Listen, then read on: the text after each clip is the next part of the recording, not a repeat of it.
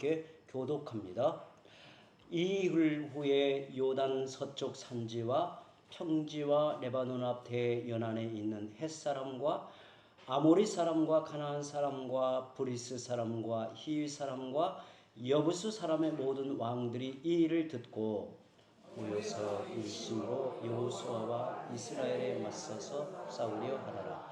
기브온 주민들이 여호수아가 여리고와 아이에 행한 일을 듣고 꾀를 내어 사신의 모양을 꾸미되 헤어진 전대와 헤어지고 찢어져서 기운 가죽 포도주 부대를 나귀에 싣고 그 발에는 낡아서 기운 신을 신고 낡은 옷을 입고 다 마르고 곰팡이가 난 떡을 준비하고 그들이 길갈 진영으로 와서 여호수아에게 이르러 그와 이스라엘 사람들에게 이르되 우리는 먼 나라에서 왔나이다.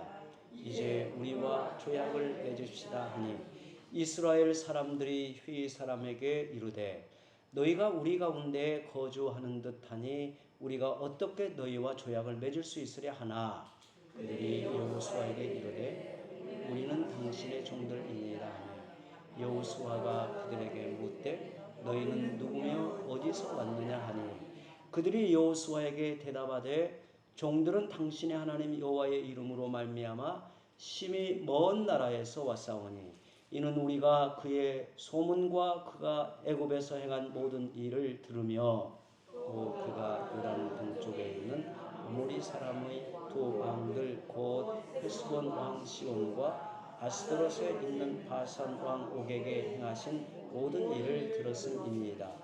그러므로 우리 장로들과 우리나라의 모든 주민이 우리에게 말하여 이르되 너희는 여행할 양식을 손에 가지고 가서 그들을 만나서 그들에게 이르기를 우리는 당신들의 종들이니 이제 우리와 조약을 맺읍시다 하라 하였나이다.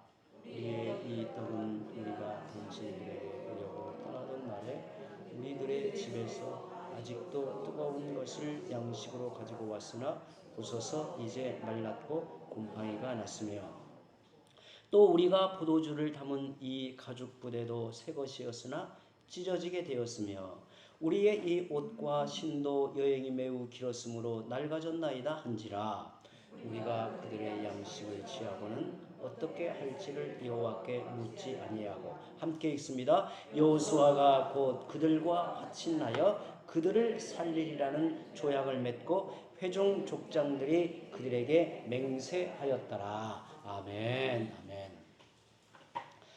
성경의 중심 주제를 생각하면 하나님의 구원 역사, 구속사라 할 수 있습니다.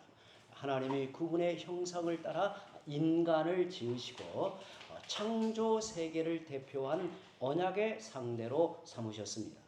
또한 하나님과의 인격적 교제를 통해 하나님의 풍성한 은혜를 받아 누리게 하시고 하나님의 대리자로 만물을 다스리고 관리하는 사명을 맡기셨습니다.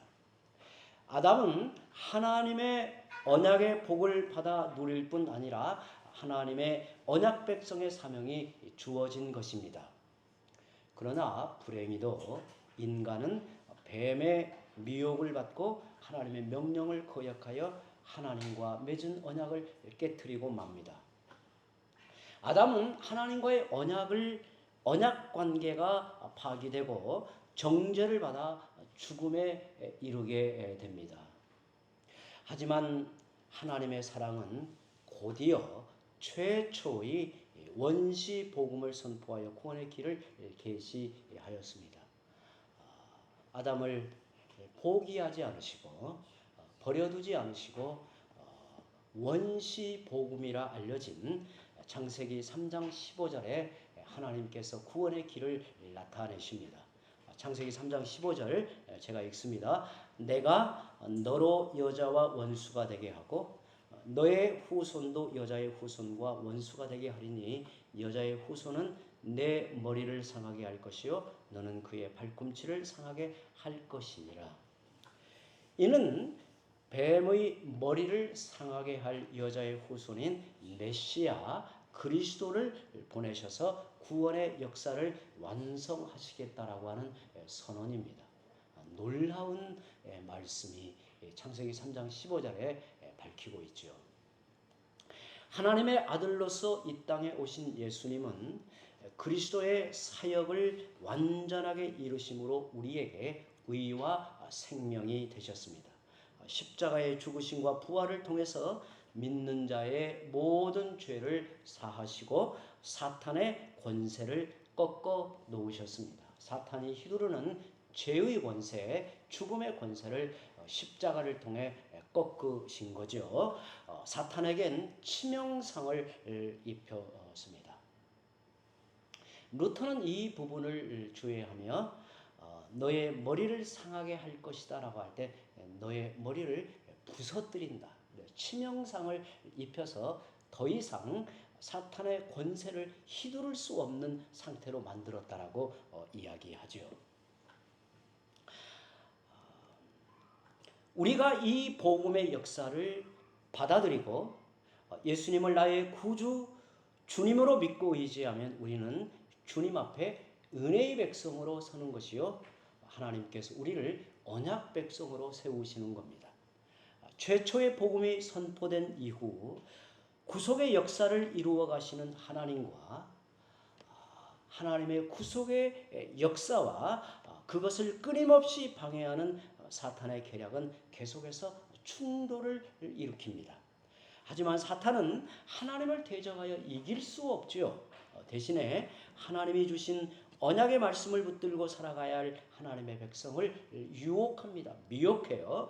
어찌하든 미혹하고 속여서 언약 백성의 본분을 잃어버리게 하는 겁니다. 우리는 이 땅에서 반드시 이겨야 할 영적 싸움의 부름을 받고 오늘도 그 싸움에서 승리하도록 도전과 격려를 받고 있습니다. 이런 관점에서 본다면 여호수아가 가나안을 정복하는 것은 하나님의 언약을 실현하는 역사이고 가나안에 있는 7 족속은 그것을 방해하는 적들입니다. 즉 가나안 정복은 일반 전쟁이 아니란 말이죠. 세속의 전쟁이 아니라 사탄과의 영적 전쟁을 의미하는 겁니다. 가나안에는 정복해야 할 7 족속이 버티고 있고 거기에는 31명의 왕들이 세력을 규합하여 이제 가나안에 들어오는 이스라엘과 정말 물러설 수 없는 전쟁을 하고자 지금 이제 겨루고 있는 겁니다.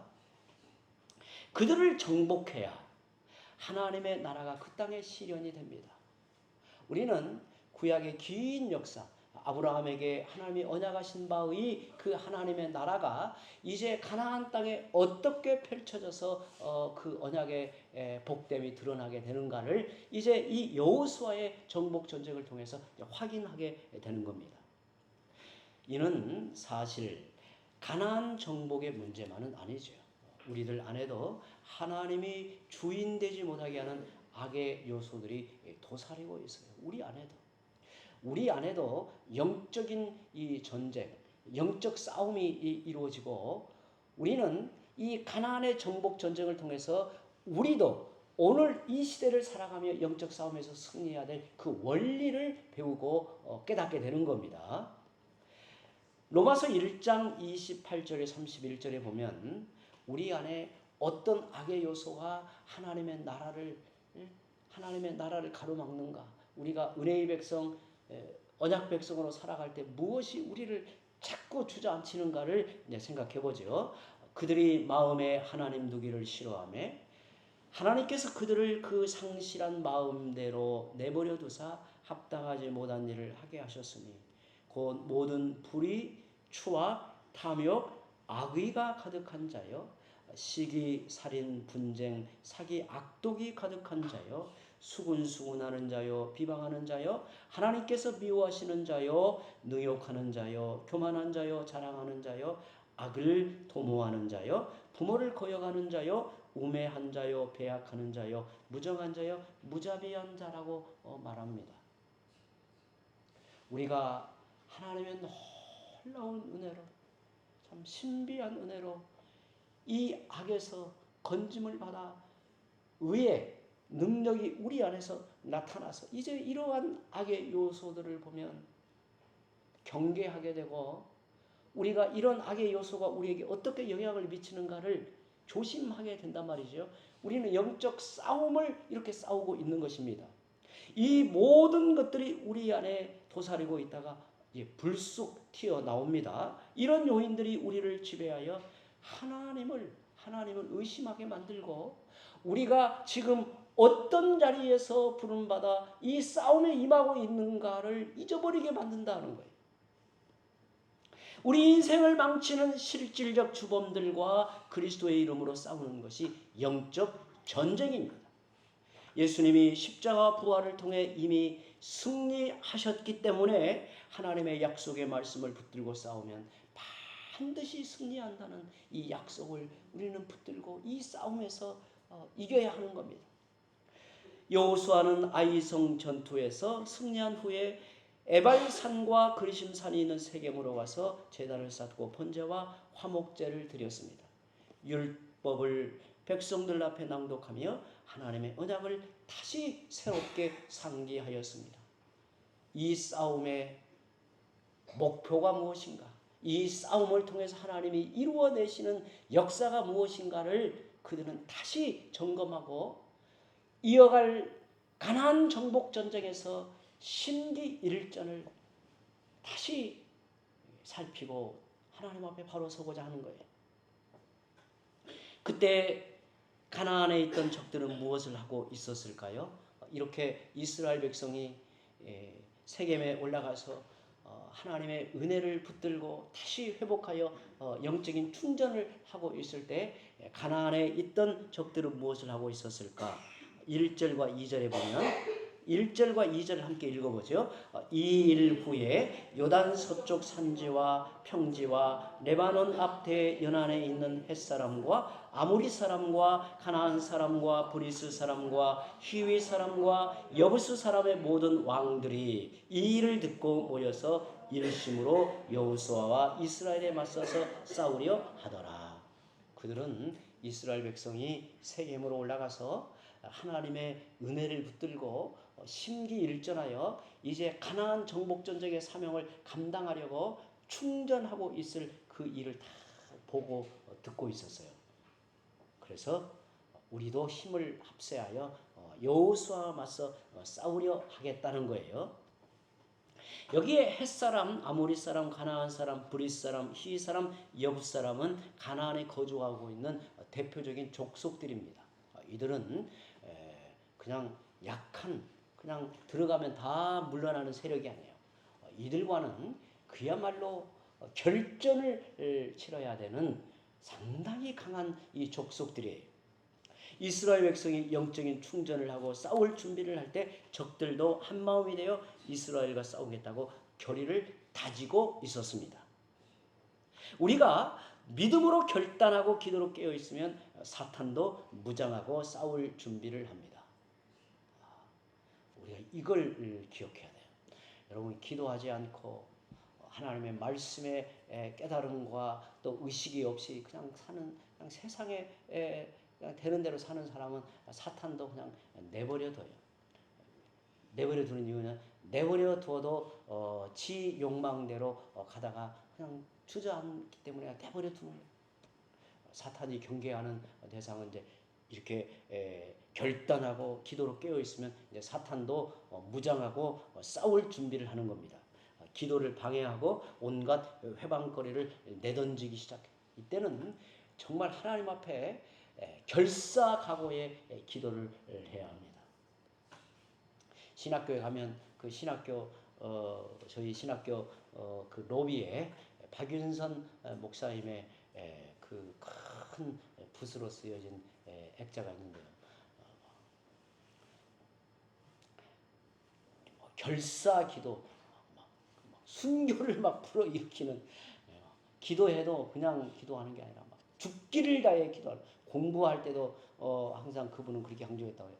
죽기를 다해 공부하라고 해요. 죽기를 다해. 그래서 공부하다가 죽어도 그건 순교니까 두려워하지 말라. 이렇게 했다는 거예요. 이렇게 하면 이제 사탄도 이제 이게 보통 싸움이 아니구나. 사탄도 이제 긴장하게 만드는 거죠. 마음 상한 일이 생기기도 하고 또 예상치 못한 문제가 터지기도 하고 싸우기도 하고 심지어 바쁜 일로 예배와 기도를 방해하고 몸이 피곤하게 하고 할 수 있는 모든 일을 동원하여 기도하는 것을 막습니다. 여러분, 신자의 삶은 갑작스럽게 무너지는 게 아니에요. 갑작스럽게 신자의 삶이 무기력해지는 게 아니에요. 목사의 눈으로 성도들의 삶을 가만히 보면 몇 달 후의 삶이 어떨까, 또 1년 후의 삶이 어떨까, 이게 보일 때가 있어요. 그런다고 해서 이런 사람을 또 막 다그치거나 그러면 그게 율법이 돼서 그냥 아예 주저앉아 버려요. 그러니 불쌍히 여기고 기도할 뿐이에요. 기도할 뿐이에요. 정말 우리 성도들은 하나님의 말씀을 듣는 자리, 하나님의 말씀이 내게 들려지기를 그 사모하는 마음으로 하나님 앞에 이게 반듯하게 서야 돼. 또 우리 성도들은 내 안에 있는 그 신앙이 이게 활성화되어지도록 때로는 내 마음을 토하여, 내 마음을 부르짖어 이렇게 토하여 하나님 앞에 눈물 어려 기도하는 몸부림이 우리 안에서 매일마다는 아니어도 적어도 수요 예배만큼은 이렇게 일어나야 돼요. 그러면 우리의 심령이 메말라지질 않아요. 여러분, 신자의 삶이 위기가 되는 것은 언제냐면 내 마음이 냉랭하게 메말라질 때, 하나님의 말씀을 읽고 하나님의 은혜를 떠올려도 내 마음에 아무런 감동, 내 마음의 감격, 주를 향한 마음이 일어나지 않는 메마른 상태가 하루 이틀이 아니라 계속되면, 그런다 해서 구원이 사라지지는 않겠죠. 왜냐하면 하나님이 우리를 구원하여 붙들고 계시니. 그러나 우리의 영혼은 핍절한 상태로 떨어지고 말아요. 기도를 시작했으니 하나님이 복을 주실 거야, 기도하였으니 모든 일이 잘 될 거야, 이런 단순한 생각으로 기도하면 우리 성도들도 경험하셨듯이 더 큰 시험에 이르러요. 기도를 시작하면 먼저 다가오는 것은 평탄함이 아니라 방해거리가 일어납니다.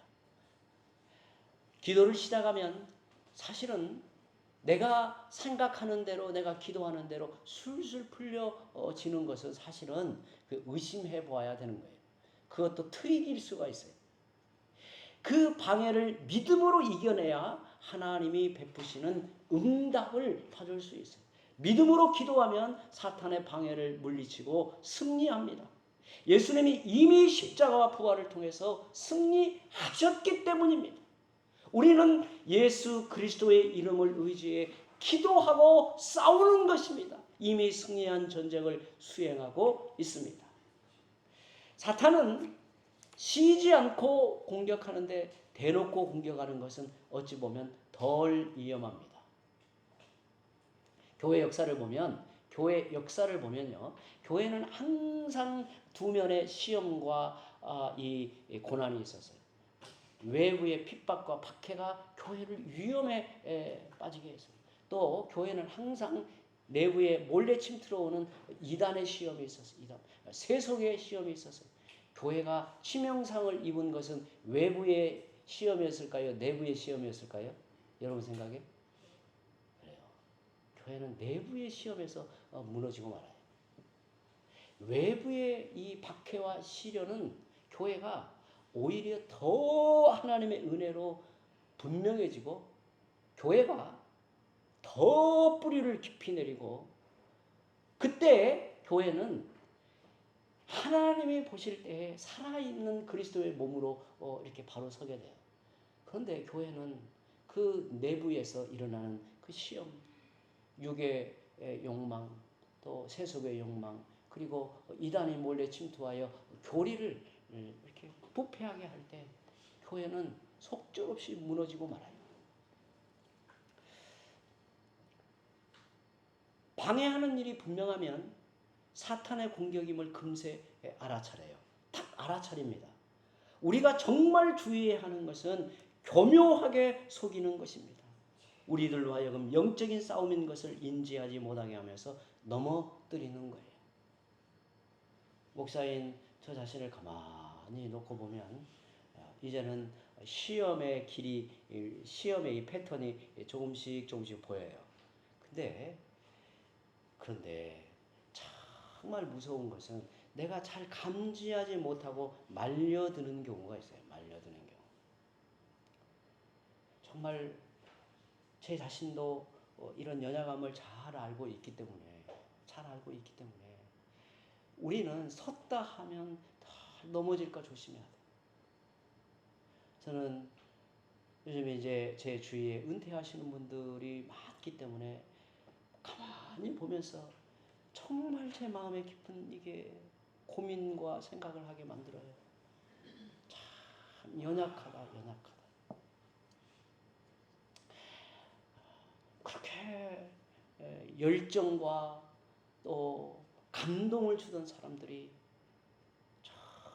정말 연약함에 이렇게 흔들리는 모습을 보면 사탄이 역사할 때 우리를 집요하게 역사할 때 내가 감지하지 못하게끔 우리를 이끌어가는 거예요. 그걸 조심해야 된다는 거예요. 우리들로 하여금 영적인 싸움인 것을 인지하지 못하게 하면서 넘어뜨리는 거예요. 그러니까 우리가 신자의 삶, 언약 백성의 삶을 살아갈 때 이게 영적인 싸움의 성격이 있다라고 하는 것을 잊어버리면 문제가 벌어지는 거예요. 문제가. 우리는 항상 이렇게 자신을 이렇게 깊이 돌아볼 필요가 있어요. 때로는 의기소침하고 낙심이 되고 또 두려움이 있고 왠지 내 안에서 무기력함이 일어날 때 이 원인이 뭘까를 가만히 되돌아볼 필요가 있어요. 가만히 되돌아볼 필요. 그래서 그걸 감지하고 분별하는 것이 중요해요. 그렇지 않으면 이게 반복되면 스스로 어떤 문제를 일으키냐면 무감각하게 되버려요. 무감각. 영적인 싸움이라고 하는 현실을 잊어버리고 살게 만든다는 거예요. 오늘 3절과 4절에 이런 말씀이 있죠. 기브온 주민들이 여호수아가 여리고와 아이에 행한 일들을 듣고 꾀를 내요. 그래서 꾀를 내요. 사신의 모양을 꾸미되 헤어진 전대와 헤어지고 찢어져서 기운 가죽 포도주 부대를 나귀에 싣고 그랬습니다. 휘족 속에 속한 기브온 사람들은 이스라엘과 직접 싸워서는 이길 수 없다고 판단하고 동맹 조약을 맺어 살아남으려고 이제 술수를 부린 거예요. 그런데 이것은 쉬운 일이 아니었습니다. 왜냐하면 하나님이 가나안의 7 족속과는 언약을 맺지 말라. 그리고 그들을 멸하라 하셨기 때문입니다. 하나님께서 못을 박아두신 거예요. 기브온 족속이 동맹 조약을 맺고 살아남기 위해서는 이스라엘 백성에게 그들의 존재를 속여야 했던 거예요. 왜냐하면 가나안의 7 족속은 이게 눈에 이렇게 훤히 드러나서 이스라엘이 저들과는 결사일전을 벌여야 된다는 것을 너무도 잘 알고 있었기 때문에 그들의 동태 또 그들이 어떻게 태세를 갖추고 있는가를 다 보고 있는 거예요. 그런데 이 기브온 족속이 어찌하든지 살아남으려고 이제 속이는 술수를 부리는 겁니다. 결국 여호수아와 족장들은 그들에게 감쪽같이 속아서 동맹 조약을 맺습니다. 그들이 얼마나 감쪽같이 속였냐면 먼 나라에서 찾아온 사신들로 행세하여 낡은 부대, 찢어져서 기운 포도주 부대, 낡은 옷과 신, 그리고 마르고 곰팡이가 생긴 떡으로 이장했습니다. 가나안 지역 사람들이 아니므로 동맹을 맺어도 문제가 없다는 식으로 접근을 한 거예요. 그런데 사흘 후에 여호수아와 그의 족장들이 기브온 사람들에게 속았다는 사실을 파악합니다. 16절에서 18절 제가 읽겠습니다. 그들과 조약을 맺은 후 사흘이 지나서야 그들이 이웃에서 자기들 중에 거주하는 자들의 함을 들으니라. 그들이 이웃에게 정보를 들어보니 자기들 중에 거주하는 사람이라는 것을 파악을 한 거예요. 이스라엘 자손이 행군하여 셋째 날에 그들의 여러 성읍들에 이르렀으니 그들의 성읍들은 기브온과 그비라와 부에롯과 기럇 여아림이라. 그러나 회중 족장들이 이스라엘의 하나님 여호와로 그들에게 맹세했기 때문에 이스라엘 자손이 그들을 치지 못한지라. 그러므로 회중이 다 족장들을 원망하니 그랬어요. 여호와의 이름으로 약속을 한 거죠. 멸하지 않겠다. 하나님의 이름으로 약속을 한 거예요. 그래서 그들을 쳐낼 수가 없었어요. 문제가 벌어진 거죠. 이스라엘의 가나안을 정복하기 위해 남쪽으로 이동하여 한 성읍을 공격하는데 이미 동맹을 맺은 기브온 족속이 거기에 나타난 것입니다. 그들이 꾸민 전략에 완전히 속아 넘어간 거죠. 여기서 우리는 사탄의 전략을 확인할 수 있습니다. 사탄의 전략이 어떠한지. 첫째로, 사탄은 우리가 생각하는 것보다 훨씬 더 영악스러워. 사탄은요, 한번 저를 한번 보실까요? 사탄은 우리를 공격할 때 영악스러울 뿐만 아니라 무자비합니다. 사람을 한번 무너뜨리고 깨트릴 때는 정말 무자비하게 깨트려 버리는 거예요. 한마디로 인정머리가 없어요. 사탄은 인정머리가 없어요. 4절에 보면 꾀를 내어라는 말이 나오죠. 이 꾀를 내어라는 이 히브리어 단어가 창세기 3장 1절에 이게 사용되는 어근이 같은 단어인데요. 아담과 하와를 속여 선악과를 따먹게 한 뱀에게 쓰인 말이에요. 이 말이, 이 단어가. 그 3장 1절 제가 읽어보겠습니다. 창세기 3장 1절. 그런데 뱀은 여호와 하나님이 지으신 들짐승 중에 가장 간교하니라. 뱀이 여자에게 물어 이르되 하나님이 참으로 너희에게 동산 모든 나무의 열매를 먹지 말라 하시더냐. 여기에 간교하다라는 단어가 꾀를 내어 이 단어의 어간이 같아요. 이게 간교하다는 말은 아주 영리하다, 그리고 간사하다, 교활하다 이런 뜻이 있잖아요. 속이기로 작정한 사람들은 허술하게 속이는 게 아니에요. 속이려고 치밀한 계획을 세웁니다. 가짜를 진짜처럼 속이려면 대충 속일 수가 없는 거예요. 둘째로, 사탄의 속임수는 사람의 생각으로 다 간파할 수가 없습니다. 사탄의 속임수는 사람의 생각으로 그걸 다 간파해낼 수가 없어요.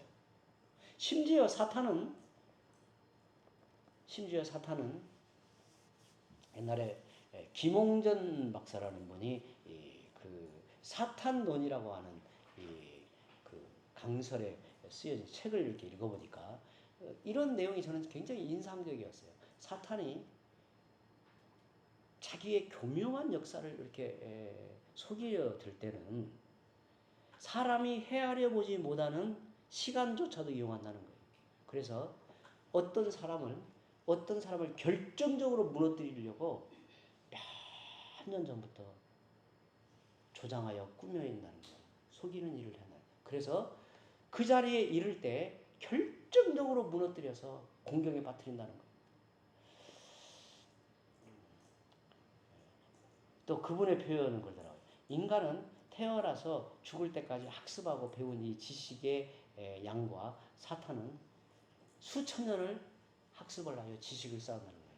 요즘 AI 세계가 그러잖아요. 다 지식을 쌓아요. 그러니 인간이 그 사탄의 교묘한 생각을 다 파악한다라고 하는 것은 불가능하다는 거예요. 그래서 7절에 보면 이스라엘 사람들이 히위 사람에게 이르되 너희가 우리 가운데 거주하는 듯하니 우리가 어떻게 너희와 조약을 맺을 수 있으랴 하나. 그러니까 이스라엘 백성이 처음에는 의심하여 이 문제를 봅니다. 그런데 기브온 사람들이 교묘하게 거짓말을 지어냅니다.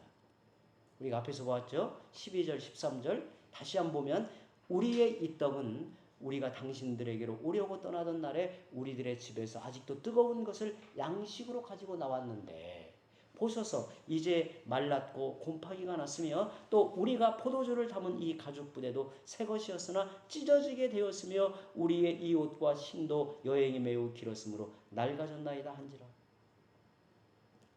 여러분 만약에 여호수아가 또 그 족장들이 저놈들이 우리를 속이려고 하네, 지금 속이고 있네 라고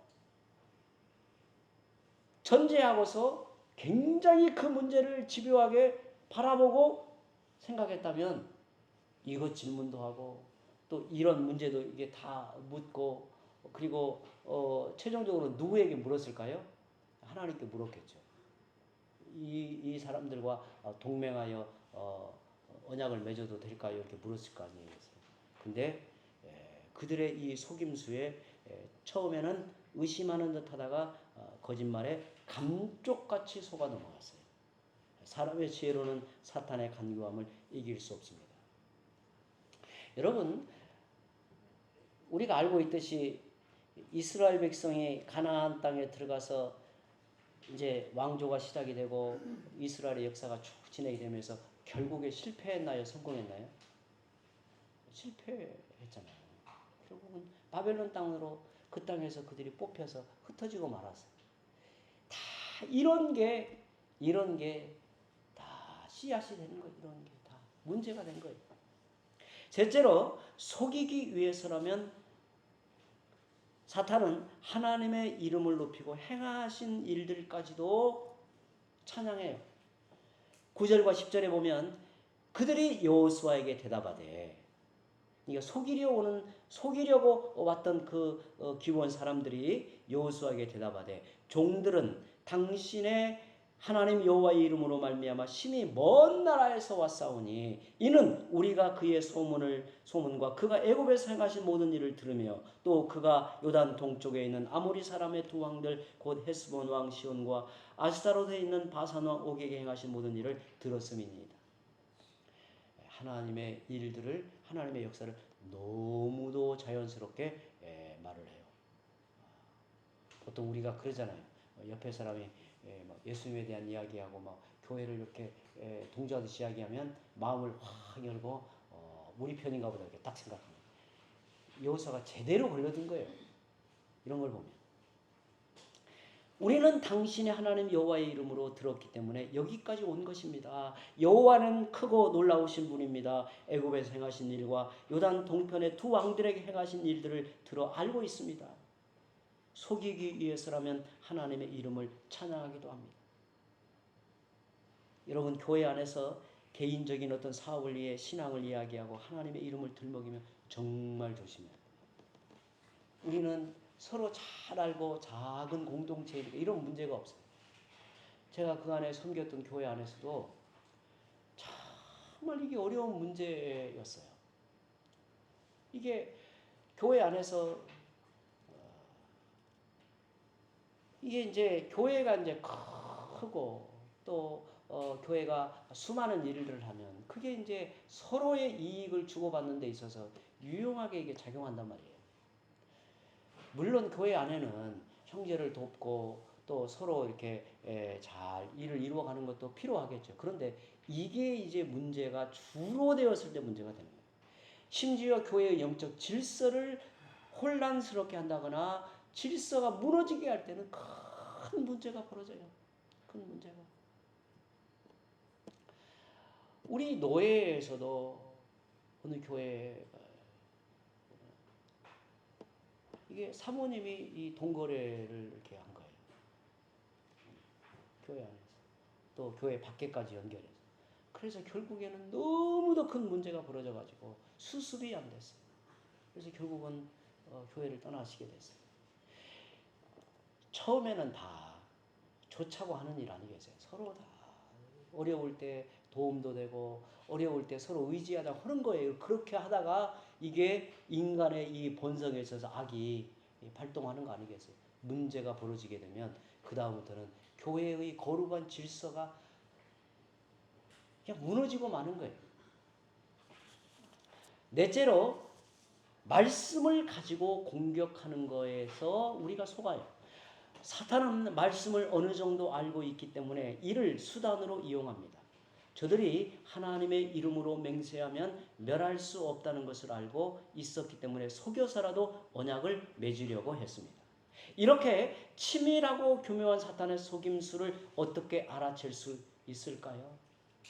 여러분, 이게 알아챌 수가 있을까요? 이 정도면 오늘 본문에서 말하고 있는 여호수아의 허점을 살펴보겠습니다. 14절 15절에 그 이유를 설명합니다. 14절 15절 함께 읽어보죠. 무리가 그들의 양식을 취하고는 어떻게 할지를 여호와께 묻지 아니하고 여호수아가 곧 그들과 화친하여 그들을 살리라는 조약을 맺고 회중 족장들이 그들에게 맹세하였더라. 여호수아가 속은 이유는 그냥 단순하게 분명히 밝혀요. 하나님께 묻지 않았기 때문이다 하는 거예요. 하나님께 묻지 않았다. 영적 싸움은 육적인 힘으로 수행할 수 없습니다. 우리의 경험으로 우리의 생각과 지혜로 싸운다면 이길 수 없는 싸움이에요. 인간의 생각과 지혜로 사탄의 간교함을 간파할 수 없습니다. 우리의 머리로 아무리 궁리해도 사탄의 교묘한 올무에서 벗어날 수 없습니다. 잠언 3장 5절에서 7절에 잠언에 이렇게 말합니다. 너는 마음을 다하여 여호와를 신뢰하고 너의 명철을 의지하지 말라. 너는 범사에 그를 인정하라. 그리하면 너의 길을 지도하시리라. 스스로 지혜롭게 여기지 말지어다. 여호와를 경외하며 악을 떠날지어다. 속는 이들을 보면 의외로 자신이 똑똑하다라고 여기는 자들이에요. 스스로 지혜가 있다고 생각하는 사람들이 사탄의 종노릇을 하고 말아요. 영적인 싸움은 말씀과 기도로 수행을 하는 겁니다. 그리스도의 이름을 힘입어 기도할 때 영적 싸움에서 승리할 수 있습니다. 사탄은 어느 것도 두려워하지 않습니다. 오직 예수 그리스도 주님의 이름만 두려워해요. 우리가 깨어 기도할 때 우리의 영적인 눈을 여셔서 사탄의 계략을 보게 합니다. 아무리 교묘해도 기도하면 사탄의 실체를 드러내십니다. 저는 우리 성도들이 이걸 믿어야 된다고 확신해요. 기도하면 어리석어도 눈을 떠서 그것을 보게도 하고 피하게도 하고 하나님께서 우리에게 이 생각의 지혜를 여신단 말이에요. 가야 되는 길도 멈추어 가지 못하게끔 때로는 막기도 해요. 하나님께서 우리를 막아주시는 거예요. 그래서 우리가 하나님의 은혜를 입은 자로 하나님 앞에 기도하며 살아갈 때에는 가장 안전한 길이 기도하며 하나님의 손에 이끌려 한 걸음 한 걸음 나아가는 거예요. 그게 가장 안전한 거예요. 우리가 깨어 기도할 때 우리의 영적인 눈을 여셔서 사탄의 그 계략을 보게 해요. 우리가 모든 일을 기도하면서 준비하고 결정해야 하는 이유가 바로 이것입니다. 우리가 기도하지 않으면 매일 속고 있음에도 속는지도 모르고 당하는 겁니다. 사탄이 분열시키는지도 모르고 열심을 다해 사람들을 이간질합니다. 사탄의 믿음을 무너뜨리려고 오해하게 만들고 상처받게 하는데 거기에 속아서 믿음이 약해집니다. 사탄이 던져주는 대로 원망하고 분노하고 미워하고 절망할 때 우리는 신자됨의 능력을 다 상실하고 말아요. 오늘 말씀의 결론은 우리의 연약함을 체념하고 문제의 원인만을 알라는 게 아닙니다. 깨어서 기도하며 사탄의 공격을 분별하라는 것입니다. 사탄의 계략을 간파하고 이기라는 것입니다. 사탄은 이미 예수님의 십자가로 주된 능력을 상실했다는 거예요. 우리는 그리스도의 십자가 사건을 통해서 그리스도 안에 있는 자로 하나님께서 죄의 권세, 죽음의 권세를 휘두르지 못하도록 그리스도 안에 있는 은혜의 백성으로 우리를 붙들고 계시고 기도할 때 그 은혜의 능력이 나타나고 은혜의 역사가 우리의 인생을 붙들고 나가게 되는 것입니다. 사탄은 이미 예수님의 십자가로 주된 능력을 상실했습니다. 예수님의 십자가 죽으심과 부활을 통해 그의 권세는 꺾였다는 사실이에요. 우리는 예수님의 이름으로 기도하고 대적하여 싸울 때 승리할 수 있습니다. 두려워하지 마십시오. 여러분, 왜 수고로 이 영적인 싸움을 싸워야 합니까? 승리한 주의 백성들에게 기쁨과 영광이 따르기 때문입니다. 예수님의 이름으로 승리하는 기쁨을 누리기 때문입니다. 승리하고 그 승리의 기쁨을 누릴 때 신앙이 담대해지고 그 신앙의 능력이 나타나는 겁니다. 예수님의 이름으로 승리할 때 하나님께 큰 기쁨과 영광을 돌리게 됩니다. 날마다 영적으로 승리하는 삶을 살아가시기 바랍니다.